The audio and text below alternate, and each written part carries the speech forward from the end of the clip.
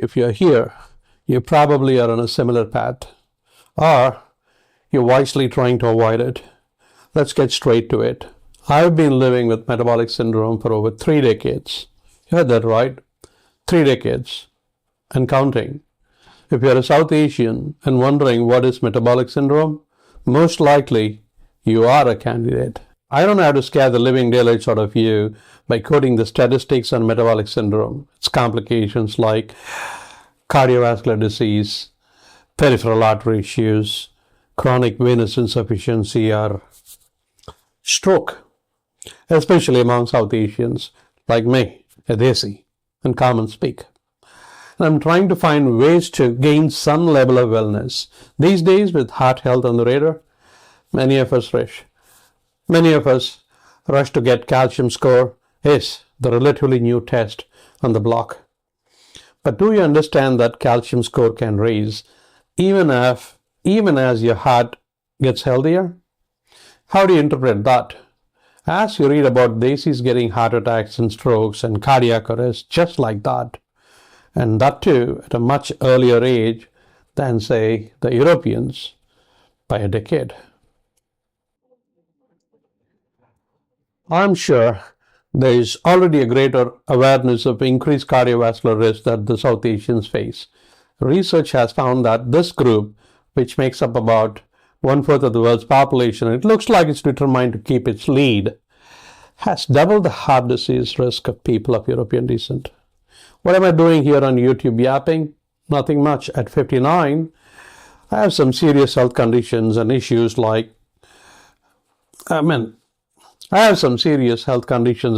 to metabolic syndrome. I've been going from bad to worse, and I have had enough of it, and I would like to take some stern action. And I intend to share the details of the journey with you, the good, bad, and the ugly of it.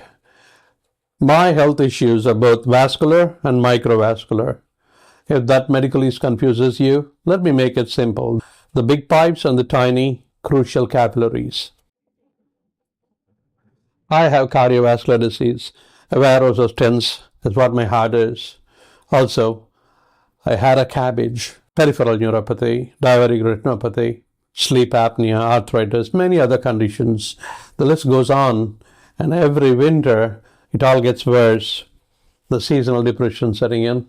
How did I end up here? Easy. Long ago, I never took my diabetes seriously, even after I was diagnosed. The pills they gave me, from where my prescriptions stand today, they look like microdose. I ignored every single piece of advice. I was in my 30s feeling invincible. Metabolic syndrome is a new nomenclature. Get used to it. Why should you? Because it's highly prevalent among desis. South Asians, call it the way you like, affecting around 30% of adults. I did what any self-respecting, ignorant person would do. Ate whatever, whenever, street food, processed junk, sugary sodas, beer, parties, worked long stressful hours. My cortisol levels were so high that I'm sure stress alone planted seeds for half my problems. I really did not take my health seriously. Not that I was abusing big time either. I was like every man my age, well, almost. Any desi in the US trying to make a living are not much different from any desi in any city in India. The typical urban desi, if you would. I ate out a lot. Being a vegetarian, I did not have much choices, but still, and some partying over the weekends. All went on for a good while until one day I had a heart attack. Until that day, I did not know what a stent was, or what exactly is a heart attack, what symptoms are, how it feels, how to react, what to make of it. Nothing. No idea. And that was the wake-up call. And like a fool, I hit the snooze button on it. You're bound to repeat history if you don't learn from it. Anyway, I wisened up a little and started learning about metabolic syndrome. Albeit late. While I was gulping a bunch of tablets, my doctors, yes, it's all in plural now, primary care and specialists medically manage my conditions.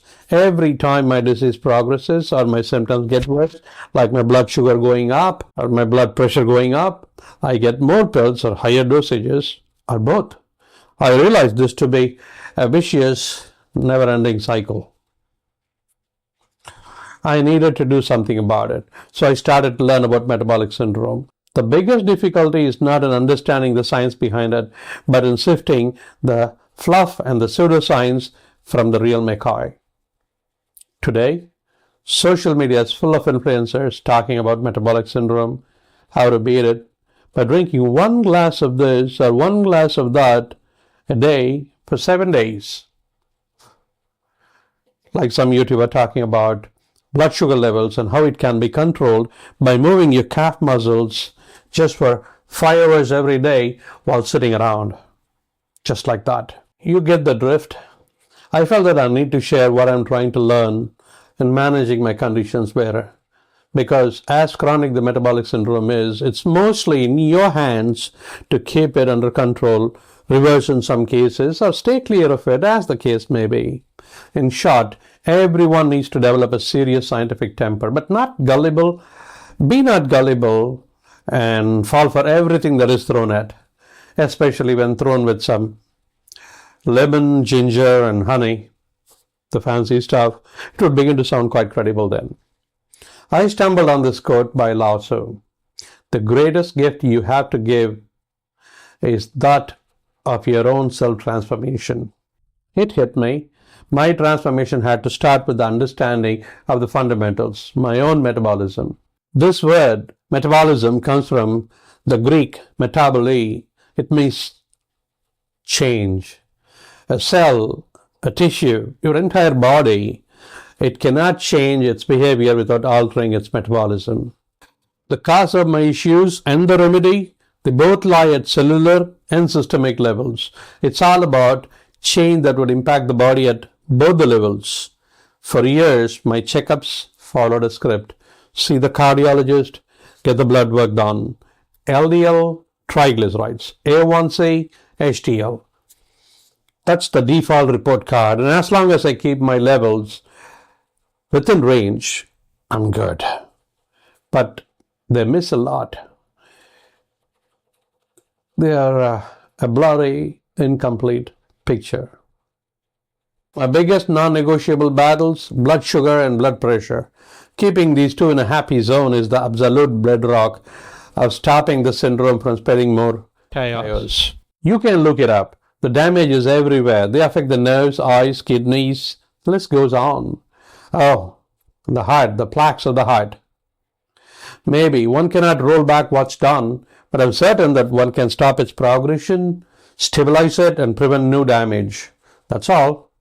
That would reduce a lot of risk, and to address metabolic syndrome at its fundamental level, which calls for changes at fundamental level, changes that would address my issues, changes that would fit me, not the general population, say like a statin that is personalized, high in efficacy, and no side effects.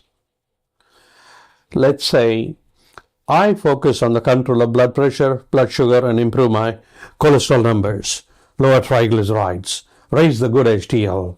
Wait a minute. But I learn HDL, higher numbers can paradoxically increase heart risk. No, more is not better always. Even medications to boost HDL haven't consistently reduced heart events. What I'm trying to say is that nothing is as simple as it sounds when you blindly follow the defaults that have been around for a while. Question everything. None of my doctors have even once spoken about insulin resistance or inflammation. Many patients get gaslighted, and many a time you don't get enough time with your doctor. Maybe the onus of sorting this out is on me, on you. And that's where my journey begins. But how? Let's take diet. The world is full of diets: carnivore, paleo, keto, Esselstyn, McDougall, Engine 2, Atkins, Rainbow, Ornish, Barnard. Oh, there are more diets than items on the menu of a cheesecake factory. put forth by doctors, semi-doctors, not-so-doctors, pseudo-doctors, influencers. In fact, literally every man on the street. More frustrating for a desi is that there are many under the garb of Vedic sciences and Ayurveda and such, dispensing random solutions, complicating it further. Especially when they trick you into believing, when they mix up a little science, correlate with some Ayurveda traditions, and gently wrap it up with some grandma practice. A grandma this, grandma that. I am an ovo-lacto-vegetarian, the one who eats vegetarian food, including milk products and eggs. These scripts, they don't fit me. I have my mental blocks. I don't eat anything that resembles my insides. No blood, tissues, or bones. Agreed, it's only a matter of mental block, but I'm stuck in it. Anyway, animal protein from meat sources, ruled out. I have to keep a check on the fats and can't have much of those carbohydrates without worrying about blood sugar shooting up. What do I do? Which one do I adapt? What would work for me? You have to work with who you are. Be fluid, like the membranes of our cells. This frustration is where the beautiful idea of n is equal to 1 is born. I am the study. A single patient, personalized experiment where I am my own control. For chronic long-term conditions, this makes perfect sense. It cuts out the noise of inter-patient variability. What works for you might not work for me. My side effects might be a non-issue. Ever wondered why a drug has both diarrhea and constipation listed as side effects among many? Obviously, one cannot have both, thankfully so. Let me slap on an example. Heard of statins? The fancy cholesterol treatment that has been around for nearly 4 decades? I take it. That's nothing unusual. That is the choice of drug for any doctor to control cholesterol numbers. When in doubt, stick a statin. The patient would be hanging around the doctor's office for the rest of his life looking for a prescription. Good luck trying to find a single patient who has come off of statins. I never tried though. Do you know the side effects that I experience every day?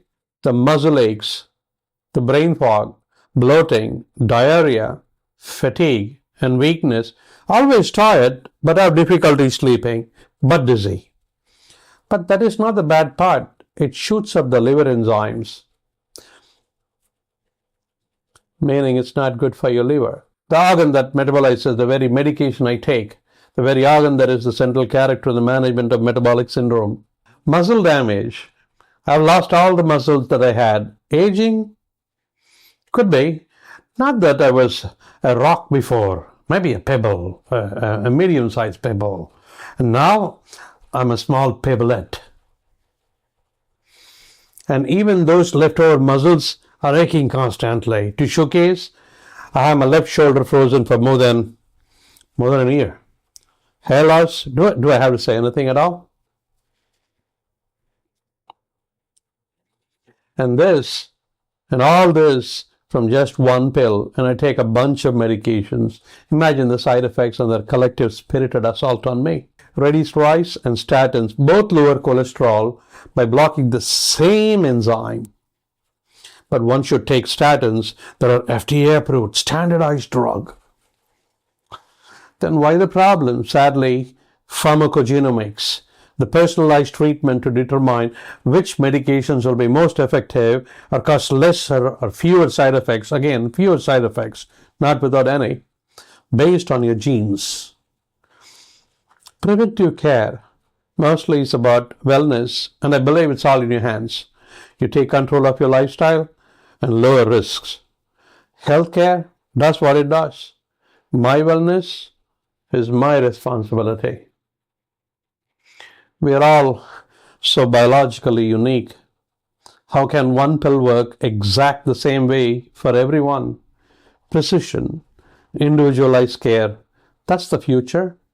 And I'm starting my own version today. With the internet and AI tools to help, I think I can tailor a protocol fit for me. Of course, with quite a bit of sifting the accurate and clear information from the fluff.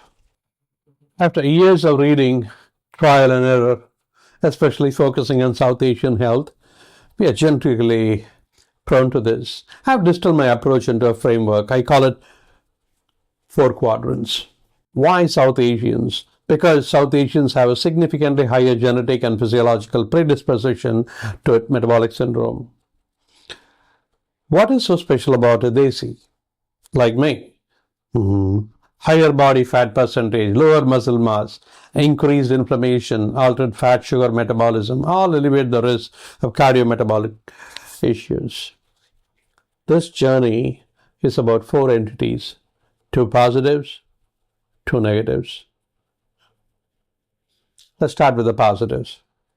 Mitochondria, our cellular power plants.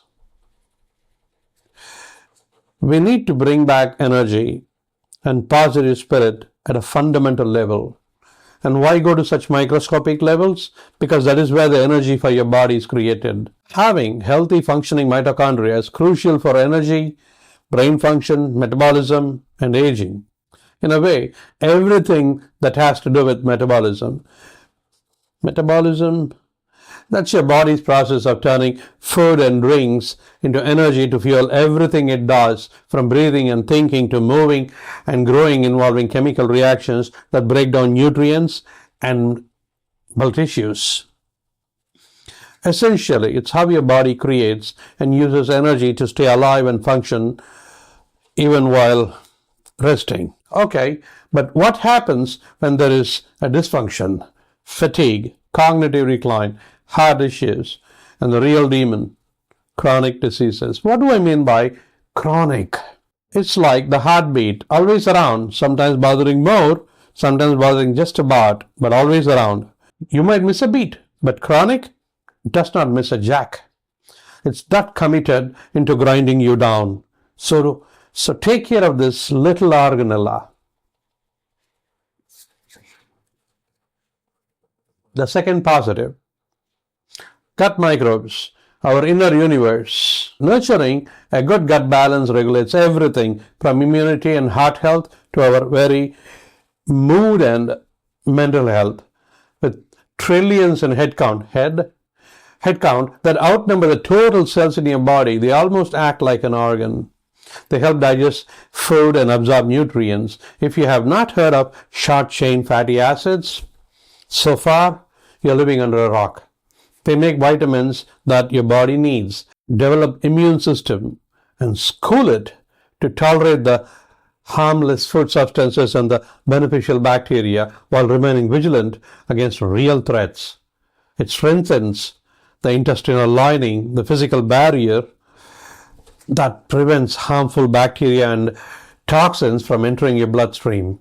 If you are in a foul mood, or behave unlike yourself, or behave really like yourself, you can blame it on the microbiome. Yes. Finally, and very importantly, your metabolic health, your weight, your blood sugar, cholesterol levels, all are influenced by these tiny ass bees. Even the drugs, including the dearest statin that I take, is metabolized by the microbiome. One of the reasons why people respond differently to statins. My focus is on the overall microbial function for health rather than specific types that the social media is full of culturing and yogurt making. I do try my hand at ferments and cultures, but with reverence to the fact that the gut microbiome is incredibly complex, largely a mystery, mainly because of its vastness, constant changes, individual uniqueness, unknown microbial functions, and many more. Inflammation, the silent, systemic fire that burns us from within. Chronic, prolonged, low-grade immune response lasting months to years, where the body's protective inflammation process does not turn off, leading to ongoing tissue damage, might not really be startling until you realize that it would cause heart disease, diabetes, cancers, autoimmune disease, and many other undesirable health outcomes. And to repeat myself, however irritating that may be, the simple solution could be to manage through lifestyle changes like diet and exercise. The corollary of it, not so healthy lifestyle, triggers the immune system to overreact. Many of us would at least check one of them: chronic stress, lack of sleep, smoking, excess alcohol, obesity, and infections. HSCRP, high sensitive C-reactive protein, often predicts heart events more strongly than, say, LDL, the bad cholesterol, that which is on everyone's lips and sadly in their vessels too. And HSCRP measures inflammation. A high-risk patient like me who takes statin, inflammation could be a powerful predictor of cardiovascular risk. The inflammation did earn its quarter in this quadrant. Insulin resistance, the root cause for much of metabolic syndrome. It's like the locks on our cells are rusty. Glucose can get into the hungry cells and roam around in the blood, damaging the body by making blood sticky and coating proteins. At the very onset, insulin resistance is marked by higher levels of insulin in the blood as your body cells stop responding well to insulin, the hormone that normally unlocks them to absorb glucose. So, the ever-ready pancreas produces more insulin, but we know that more may not be always good. Now it gets complicated. Glucose levels get normal, but insulin levels go up in the blood. And you get tested for blood glucose, A1C and stuff. Your results would be normal until one day you'll find yourself to be a pre-diabetic or a diabetic. Welcome to the World Wide Web of metabolic syndrome. And if that did not unsettle you, think about the good daisies. We are times higher than other groups, and that's by design, not just our lifestyle, poor diets, more sedentary lifestyle, adverse urban environmental exposure, and many more. New Delhi's severe air pollution has a very strong link to metabolic syndrome. The pollutants induce chronic inflammation, damage to the insulin-producing cells, resulting in insulin resistance. If that does not appall you, then dig this. Metabolic syndrome is the fast lane to cardiovascular mortality. Everything I do from now on will be about influencing these 4 quadrants. Now I know what you're thinking. We all know the basics by now, right? Avoid processed food, high fructose corn syrup, junk food, trans fat, deep fried food. We know this. My emphasis is not about rehashing that. My area is the next level of managing chronic disease. It's about the symphony of factors beyond just eat your greens. It's about the 4 quadrants. It's about hacking your own biology, about understanding your own personal chemistry. To manage and even roll back some aspects of metabolic syndrome, it is possible, but only with the committed, personalized lifestyle management. There's no universal pill. There's no universal diet. We each have to become the scientists of our own bodies. So what does this actually look like in practice? My 100-day journey will be about experimenting within this framework to arrive at a fluid protocol for diet and lifestyle. Manage my macros, how much of carbs to take, what type of carb, when to take, and such. What percentage of calories should come from carbs, where to settle on the J curve in the macronutrients, all keeping long-term outcomes in mind. Carbs are vital as they are directly tied to blood glucose and insulin resistance. Proteins, same stuff as this, quality and quantity. Being a CKD stage 3A, I need to keep caution, need to work on the numbers and the types too. Amount of branched chain amino acids, work on the ratio between plant and animal proteins, what amino acids to supplement, how do I maintain a positive nitrogen balance, all this without bugging my kidneys further. Fats, more of the same stuff as this, quality and quantity. What percentage of fats make my diet? What types? Plant or animal? PUFA, MUFA, LUFA, SOFA. Too many to list, but this calorie-dense macro is vital and essential for the body. Cholesterol is the culprit for all heart diseases. Right? Not so simple. Don't you think that the body must have a reason to make LDL in the first place? All I know is not to have too much of fats in store, especially around my organs, visceral fat. micronutrients and elements, salts, electrolytes. Many such essentials. Need to find a balance. Can't have more or less, but just right. Right within a small, narrow range.